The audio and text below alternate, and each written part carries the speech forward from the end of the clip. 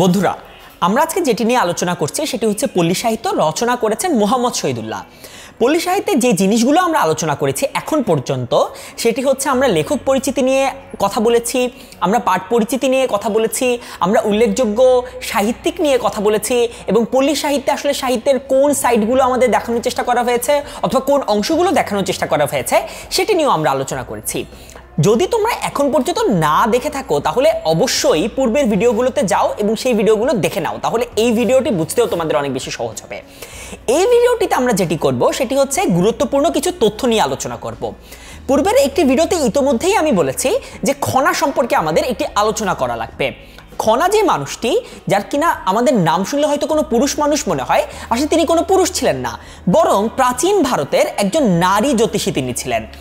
তার যে ছড়াগুলো ছিল, যেটি কিনা আমরা একটি উদাহরণ দেখেছি পূর্বের একটি ভিডিওতে, সেই ছড়াগুলো মূলত জলবায়ু নির্ভর কৃষি তত্ত্ব ছিল।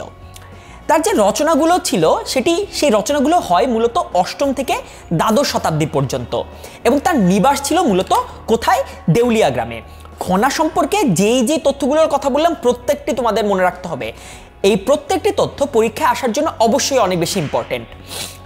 খনার পরে আমরা যে জিনিসটি নিয়ে আলোচনা করব সেটি হচ্ছে ফোকলোর সোসাইটি। ফোকলোর সোসাইটি উদ্ভাবক হচ্ছেন উইলিয়াম থমস ফোকলোর এবং তার নাম অনুসারে এটিকে ফোকলোর সোসাইটি বলা হয়ে থাকে। তার জন্ম কোথায়? তার জন্ম হচ্ছে লন্ডনে এবং কবে? সেটি হচ্ছে 1848 সালে। এই ফোকলোর সোসাইটির কাজটি আসলে কি ছিল? ফোকলোর সোসাইটির কাজ ছিল লোকশিল্প, গান, উৎসব, খেলাধুলার উৎপাদন এগুলো সংগ্রহ করে রাখা।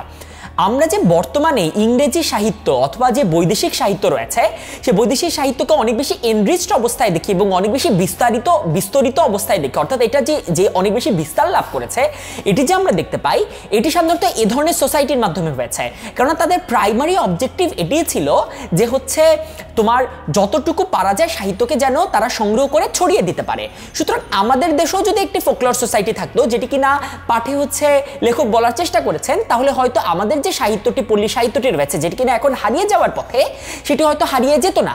সুতরাং ফোকলোর সোসাইটি সম্পর্কে আমাদের অবশ্যই চিন্তা ভাবনা করা উচিত এবং আমাদের দেশে কোনো ফোকলোর সোসাইটি বন্ধুরা তোমরা তৈরি করবে কিনা সেটি নিয়েও তোমরা চিন্তা করতে পারো। এবং এরই মাধ্যমে গুরুত্বপূর্ণ তথ্যের যে প্রথম পার্টটি ছিল সেটি সম্পর্কে আমরা নিজেদের আলোচনাটি শেষ করলাম।